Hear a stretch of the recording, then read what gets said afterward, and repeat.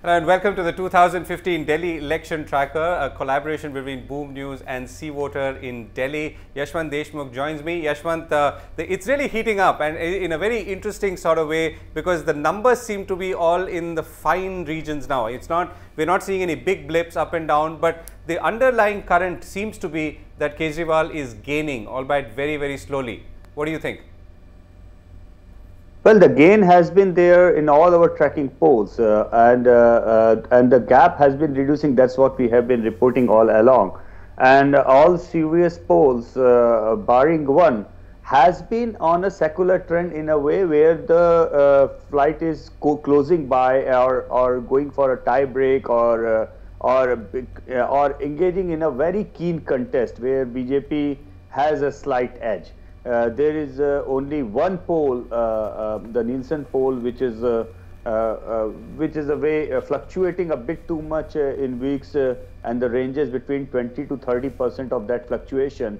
So that is the only outlier poll. And but to be fair on that, ABP has always maintained that's a snap poll. It's not to be meant for gauging the vote share projections.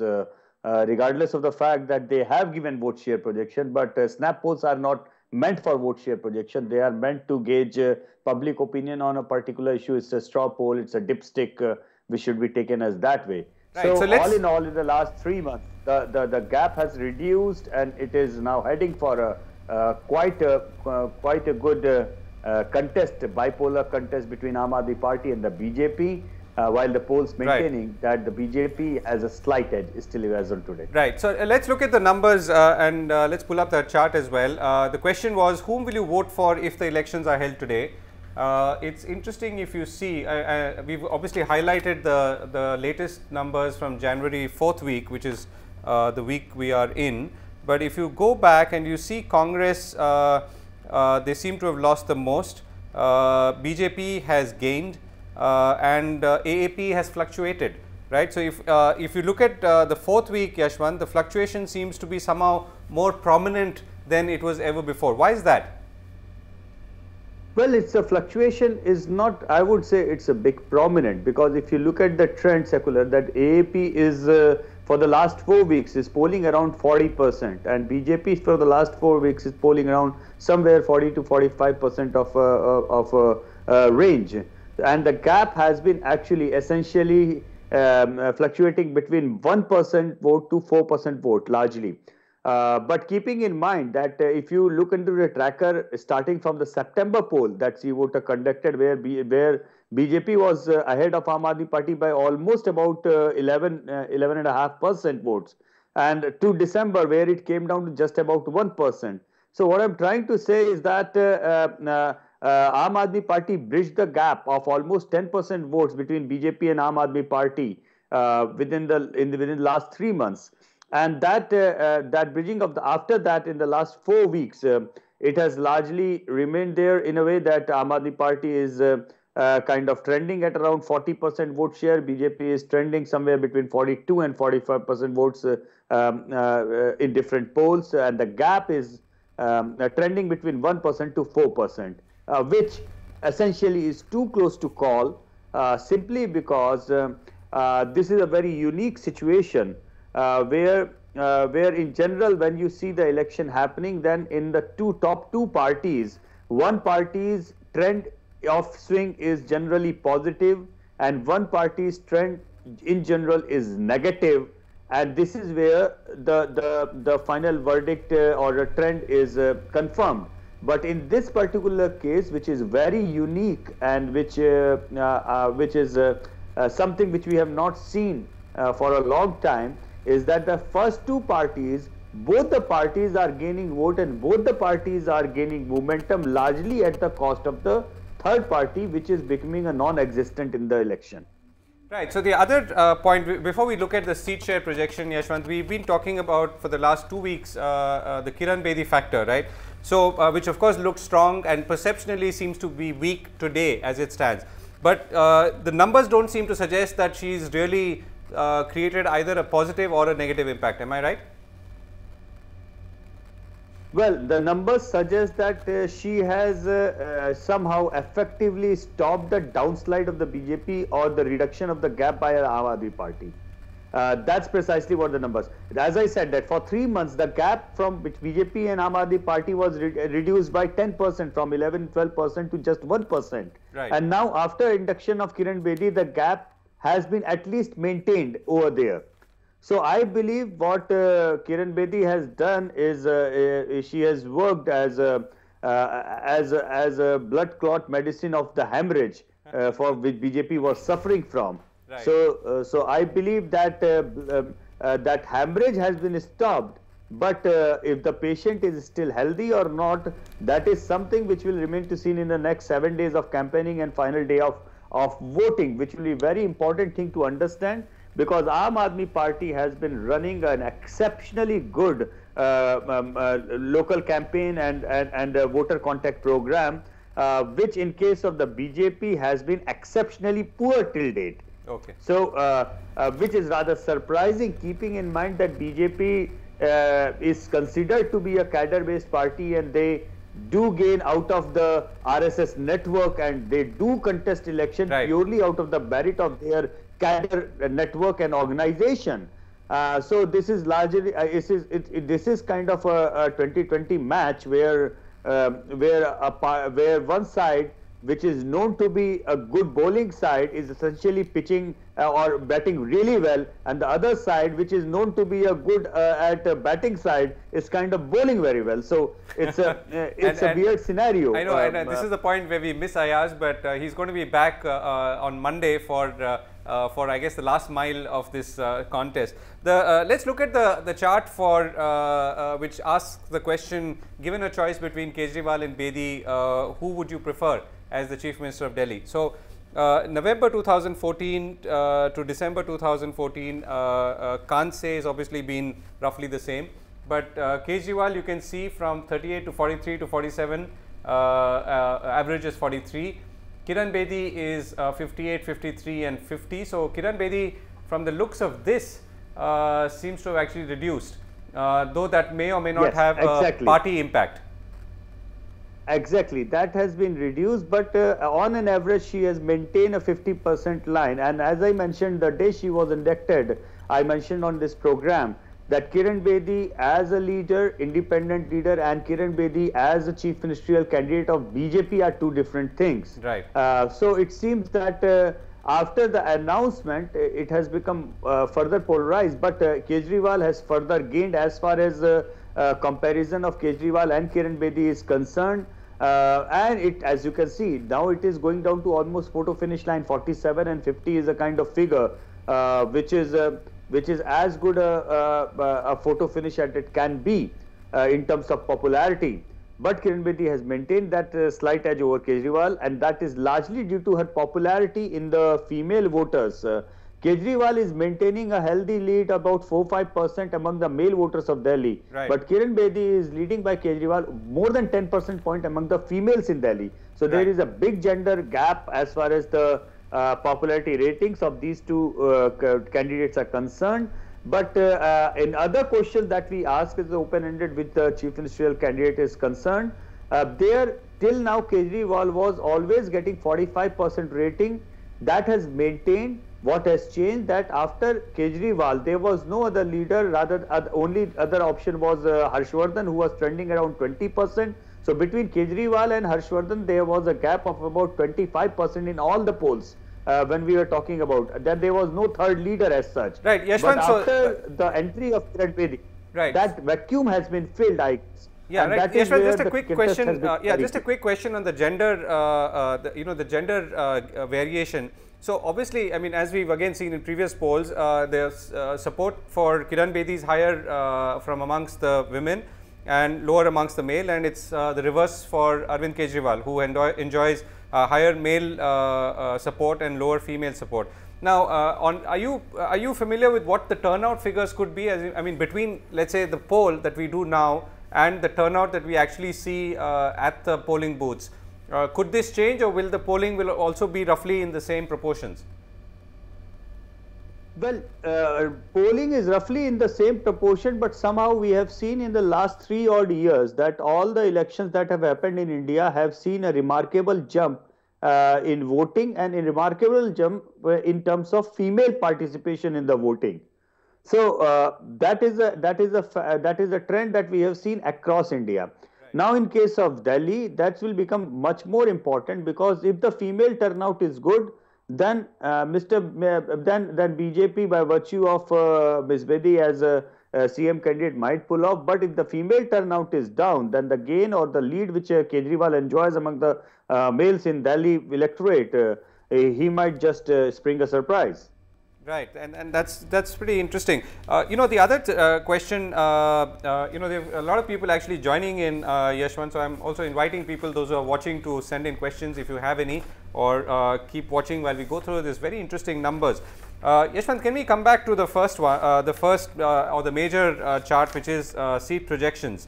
Now, seat projections, again, if we look at the Jan 4th week, we are seeing BJP at 37. We are seeing AAP at 28, others at 0, and Indian National Congress is at 5, which is down from 7 but was 6 earlier, but was also 5 in the first week of Jan. So Congress seems to be you know, going up and down, and of course at this position it's down. BJP has clearly increased, though, from 35 to 37 in 3 weeks.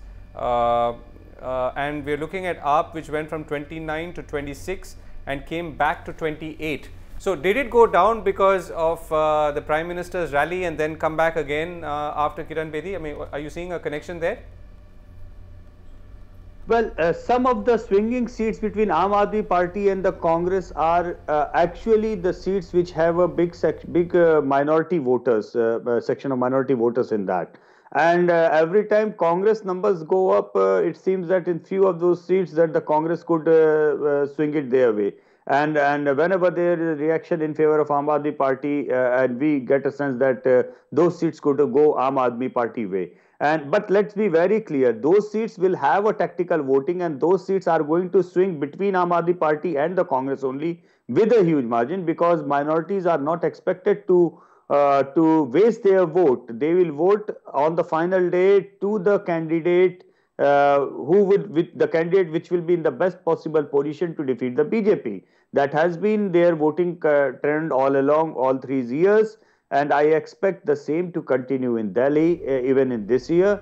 And this is why the last week's number of 7 for the Congress came to 5, and Aam Aadmi Party from 26 to 28. And there are 2 seats, because if we look at the January week 2 seats where the BJP was 35 and went up by 37, there are actually 2 seats where the BJP is in contest with the others, neither Aam Aadmi Party nor the Congress. Actually, in 1 seat it is the contest with the Bahujan Samaj Party, and in 1 seat it is with the INLD candidate. So there remains to be seen, because currently the contest on both those 2 seats are extremely close, and if somehow in the final days, if those 2 candidates make a big impact in their campaign, or if there is some tactical voting from the Aam Aadmi Party and the Congress voter in favor of those 2 candidates, then the BJP is likely to lose those 2 and come back to the number of 35.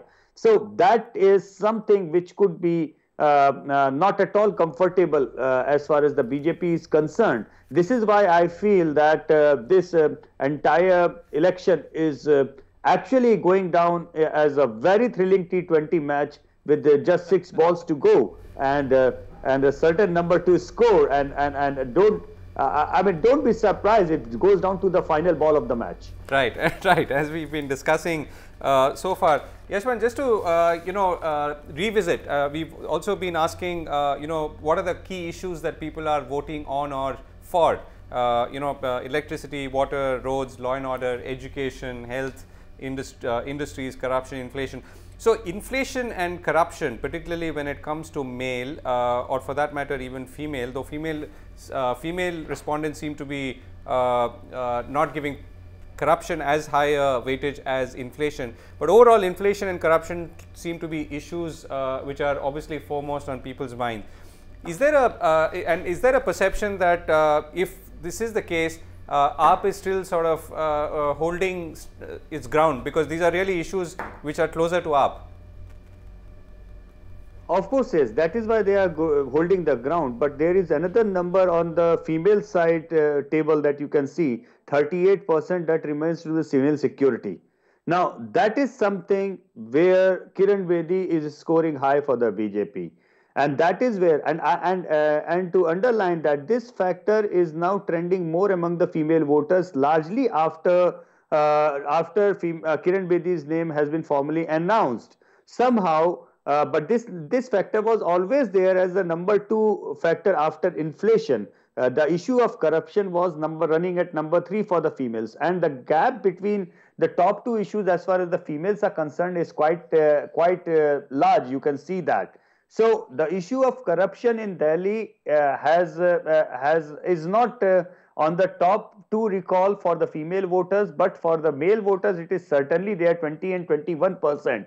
So among the male, the corruption and the inflation this is where the Aam Aadmi Party or Arvind Kejriwal brand is scoring high, especially in the case of corruption, less inflation, because inflation has again a different kind of recognition, because in terms of male respondents, we figured out that they were rather happy with the petrol prices coming down. But as far as the females are concerned, they were not really that happy, because this petrol prices coming down is not really reflecting big time into their day-to-day expenditure as far as the household stuff is concerned. If that also goes down, and if there is some impact on that female feel that okay, this is something which is at least stopped, the rising prices have at least stopped going further high and now on the downward roll.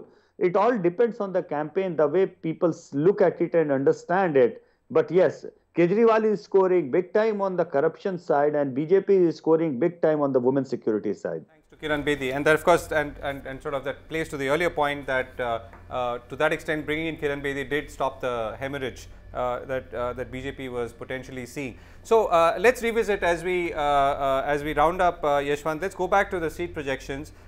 We are saying that at this point, which is 4th week of January, 37 seats projected for the BJP, 28 as you can see there for AAP. Others are 0 now, having declined slowly and steadily, though actually only from 1 to 0. And Congress too has lost ground, though with some fluctuations, and is now down at 5. So Congress is clearly out of the race. Even if they were to contribute some seats to AAP, there is not much they can contribute. So between now and Feb 7th, though we will of course meet again on Monday, what can happen potentially, Yashwant? I mean, now looking at historical data on the last mile, is it likely that things could swing, assuming something suddenly happens, or if things don't swing or nothing, there's no major trigger, is this what we are likely to see in the final outcome as well? Well, the last mile is extremely interesting. For all practical and effective reasons, the BJP campaign is actually started yesterday only. In that way, if you look at it, all the party post-Obama visit, the campaign for them has started. Now it remains to be seen whether the 1 week carpet bombing, as they call it, is good enough for them to restore the confidence in that way. And when I say restore the confidence, a big point to understand is that the turnout factor, as you mentioned, is going to be important. Mrs. Bedi's popularity might be among the female, but if the BJP rank and file doesn't really work in a coherent way to increase the turnout, then the relative turnout of the BJP supporters will go down, and that will give a huge lead to Aam Aadmi Party. That could give a huge lead to Aam Aadmi Party. That is why it is going down the wire. And as already I said, the 37 seats of the BJP, there are 2 seats where the other candidates are very close to the BJP neck and neck right now. So if those 2 seats go, then we are going down the edge, going down the wire, because that is something which would be trending into uncharted territory. But having said that, this last week is going to see 3 or 4 rallies by Narendra Modi. That is the big ace as far as the BJP is concerned. How that is going to go down the wire, that will remain to be seen. There would be an intense campaign by all the BJP stalwart, and BJP does have big number of premium campaigners, as we call it, good speaker, good orators, and premium campaigners. So Aam Aadmi Party campaign has peaked at this point of time, while in the last week BJP has started. The big question is it too late for the BJP, or is it the right time for the BJP to peak? That remains to be seen, and that is largely, it's nothing now in terms of rating, it is nothing now in terms of popularity. Now everything is only and only related or coming down to the fact which cadre, which organization makes the final effort, final push to pull out their voters, pull out their cadre on the voting line. And this is where the election is going to be won or lost. Right, and as we say, I mean, to use the analogy that we've been using, if it's the last few overs and it's the slog overs, we're obviously in a hit out or get out situation, and both parties in this case are in that position, with BJP obviously bringing in potentially some heavy hitting batsmen at this point of time. Right, so that's all we have time for on this edition of 2015 Delhi Election Tracker, but we're going to be back Monday 4 p.m. Thank you for logging in, as many of you have. Do send in more of your questions and we'll be happy to take them, and of course take you through some of this fascinating data and its innards, so to speak, and make this whole process exciting for all of us. Thanks for watching.